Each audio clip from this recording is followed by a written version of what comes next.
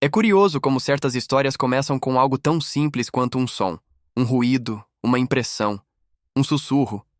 Mas quando esse sussurro pronuncia o seu nome no meio da madrugada, tudo muda. Na pequena cidade de Arroio das Pedras, quase ninguém fala sobre o que aconteceu com Elcio Ferreira, um homem comum que vivia sozinho depois da morte da mãe. Durante meses, todas as madrugadas, exatamente às 3h17, alguém chamava por ele. Não batia na porta. Não telefonava. Não entrava na casa. Apenas chamava. Às vezes parecia vir do quarto, outras vezes do corredor, outras, ainda mais perturbador, da rua vazia. Mas a voz sempre sabia onde ele estava. Sempre. E se você já acordou no meio da noite sentindo que alguém observava você, sabe exatamente o tipo de terror silencioso que tomou conta da vida dele. Porque no começo, Elcio pensou que era cansaço. Depois, estresse. Depois, passou a duvidar da própria sanidade. Até descobrir que aquela voz não era nova. Na verdade, ela vinha o seguindo desde a infância. Antes de continuar, me diz uma coisa. Você conseguiria dormir sabendo que alguém o chama pelo nome todas as madrugadas? Comenta aqui embaixo de onde você está assistindo. E aproveita para deixar o seu gostei e se inscrever, porque a história que você vai ouvir agora é real demais para ser ignorada. E agora, respire fundo. A história vai começar. Capítulo 1. O chamado das 3h17. Elcio acordou com o coração disparado, como se tivesse sido puxado do fundo de um pesadelo. Mas ele não estava dormindo profundamente. Ele tinha certeza disso. Porque antes de abrir os olhos, ele ouviu.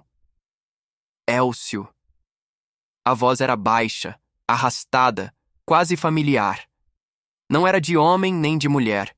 Era de algo que imitava um humano, mas sem compreender muito bem como um humano soava. Ele sentou na cama, ofegante. A casa estava silenciosa, exceto pelo relógio analógico herdado da mãe, marcando teimosamente 3h17. Quando acendeu a luz, nada se moveu. Nada. Estava fora do lugar. Mas a impressão de que alguém estivera bem ao lado da cama o fez correr até o corredor. Lá, o ar parecia mais frio do que o normal. Nos dias seguintes, o chamado continuou. Toda a madrugada, sem falhas. Às vezes a voz parecia estar no banheiro. Outras perto da porta da frente. Uma vez ele jurou ouvi-la atrás de si, dentro da própria cozinha. Foi nessa noite que ele percebeu algo pior. A voz não o chamava apenas pelo nome. Ela tentava imitar o jeito que sua mãe o chamava, quando ele era pequeno. Um tom carinhoso, melancólico e completamente errado. O medo foi se transformando em paranoia. Ele começou a dormir com todas as luzes acesas. Passou a colocar móveis bloqueando portas. E ainda assim, 3h17 chegava como um ritual inevitável. Na 8ª madrugada seguida, ele ouviu a voz sussurrar diferente. Achei você... Foi o suficiente para fazê-lo pegar o carro e ir até o único lugar onde jamais quis voltar. A antiga casa da família, abandonada havia anos. Algo dizia que as respostas estavam lá. E algo dentro dele temia profundamente estar certo. E você, no lugar dele, teria coragem de voltar a um lugar que guarda seus piores medos? Comenta aqui embaixo, eu quero saber. Capítulo 2. A casa. Onde tudo começou. A estrada que levava ao sítio era estreita e tomada pelo mato.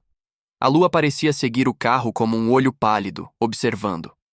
Quando chegou ao portão enferrujado, Elcio sentiu um arrepio percorrer a espinha. A casa estava ali, exatamente, como ele lembrava.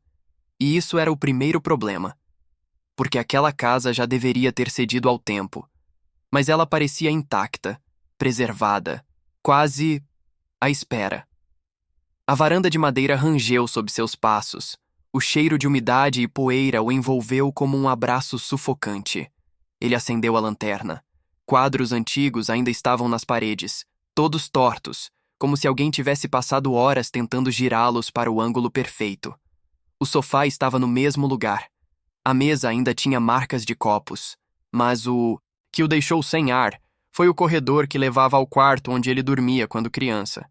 A porta estava entreaberta, e atrás dela, uma escuridão mais densa do que a falta de luz permitia. Ele entrou devagar. Tudo estava exatamente como antes. A cama infantil, a cômoda arranhada, a janela que nunca fechava direito. E no canto do quarto, quase imperceptível, algo riscado na parede. Um nome. O nome dele. Escrito repetidas vezes, em tamanhos diferentes. Como se alguém, ou algo, tivesse tentado aprender a escrevê-lo. O ar ficou mais gelado. Atrás dele, no corredor, Elcio. Ele girou rapidamente, lanterna trêmula na mão. Nada. Mas a voz parecia mais clara ali, mais presente. Ele resolveu verificar a cozinha, acreditando que talvez encontrasse alguma pista sobre quem invadira a casa. Mas ao chegar lá, viu algo que o fez largar a lanterna no chão. Alguém havia colocado sobre a mesa um prato limpo, e ao lado dele, um copo de vidro cheio de água, que ainda tremia, como se alguém tivesse acabado de encostar nele. Quando ele voltou para o corredor, encontrou todas as portas da casa abertas. E não estavam assim quando ele chegou. Algo estava acordado ali. Algo que esperara muito tempo. Capítulo 3. O segredo do porão. Foi quando percebeu que a porta do porão estava aberta. Ela nunca ficava aberta, nem quando sua mãe ainda estava viva. Ele respirou fundo e desceu os degraus rangentes, iluminando cada passo com a lanterna. O cheiro de mofo era intenso, mas havia outro cheiro por baixo dele. Algo metálico, quase doce. O porão estava mais vazio do que o esperado. Caixas empilhadas, móveis velhos cobertos por lençóis e, no canto, um armário antigo cuja porta estava ligeiramente entreaberta. Mas antes de chegar ao armário, Elcio viu algo no chão. Um conjunto de páginas amareladas, amassadas, como se tivessem sido arrancadas às pressas de um caderno. Ele pegou a primeira. Era um diário. O diário da mãe. As anotações começavam normais, falando da rotina, saudades, preocupações. Até que, alguns meses antes da morte dela, os textos mudavam. Ele está chamando o Elcio durante a noite, mas ele não percebe. A voz está aprendendo, está ficando mais clara. A entidade não quer a mim, quer ele. Se eu morrer, ela vai buscá-lo. O coração de Elcio quase parou. Ele folheou as páginas com mãos trêmulas, até encontrar a última anotação legível. Eu tranquei no armário, mas não por muito tempo. Ele chama por ela, mas é ele que quer.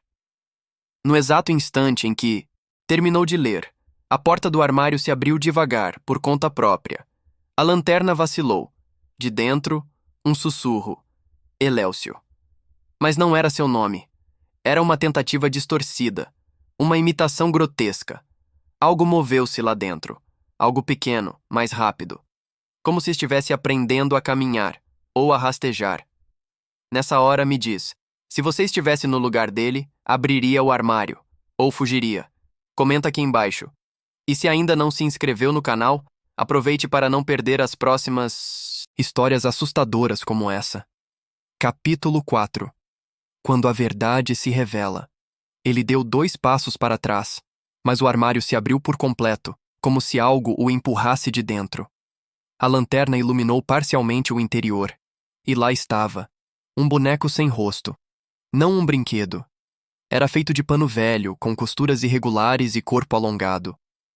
Onde deveria estar o rosto, havia apenas uma superfície lisa, mas coberta de arranhões, como se alguém tivesse tentado abrir espaço para olhos e boca com as próprias unhas. Ele sentiu o estômago revirar. Quando era criança, sua mãe nunca permitiu que ele tivesse bonecos daquele tipo. E agora havia um exatamente ali, guardado, escondido. Ele percebeu então que havia algo costurado nas costas do boneco. Ele puxou cuidadosamente o pano rasgado e encontrou uma mecha do próprio cabelo dele, cortada quando ainda era criança. Seu corpo inteiro se arrepiou. Na parede atrás do armário havia marcas de unhas, como se alguém, ou algo, tivesse arranhado, tentando sair. e eram recentes. A voz então sussurrou atrás dele, mais próxima do que nunca. Eu aprendi seu nome. Ele se virou bruscamente, mas nada estava lá. Apenas o eco da frase parecendo circular pelo porão. Foi nesse momento que Elcio finalmente percebeu a verdade. Aquela voz nunca buscou contato. Não era um fantasma. Não era uma lembrança. Era uma entidade tentando se materializar. E para isso, precisava imitá-lo. A voz estava estudando, aprendendo, treinando. E o boneco era apenas a primeira tentativa. A segunda estava quase pronta. Capítulo 5. O chamado final. Ele correu para fora do porão, subiu as escadas tropeçando, mas quando chegou ao corredor, tudo estava ainda pior. As paredes estavam cobertas com o nome dele escrito centenas de vezes. As letras eram tortas, deformadas, algumas grandes demais, outras minúsculas, como se várias versões da mesma coisa estivessem tentando aprender a escrever ao mesmo tempo. A casa inteira parecia respirar. Ele ouviu passos que imitavam o ritmo dos seus próprios, um eco atrasado, como se alguém estivesse copiando sua caminhada, tentando sincronizar. Ele entrou no antigo quarto da mãe, e ali, sobre a cama, encontrou um espelho grande, coberto até então por um lençol. Quando puxou a cobertura, o sangue gelou. No reflexo, ele estava ali, mas atrás dele, surgindo da escuridão, havia uma segunda silhueta, idêntica à dele, mas sem rosto completamente formado. A boca era apenas um rasgo vertical. Os olhos, buracos, negros. A criatura imitava seus movimentos com um leve atraso, como uma marionete mal treinada aprendendo os gestos. Depois, abriu o rasgo da boca e pronunciou pela primeira vez com perfeição. Elcio, a entidade finalmente aprendera. A voz ecoou pela casa, vibrando nas paredes. O chão tremeu, o espelho começou a rachar, e a criatura deu um passo para fora da escuridão, estendendo a mão em sua direção. Foi quando o espelho estilhaçou de vez, e tudo ficou branco. Quando Elcio abriu os olhos, estava em casa. Mas não na casa antiga, na casa onde vivia atualmente. O relógio marcava 3h17.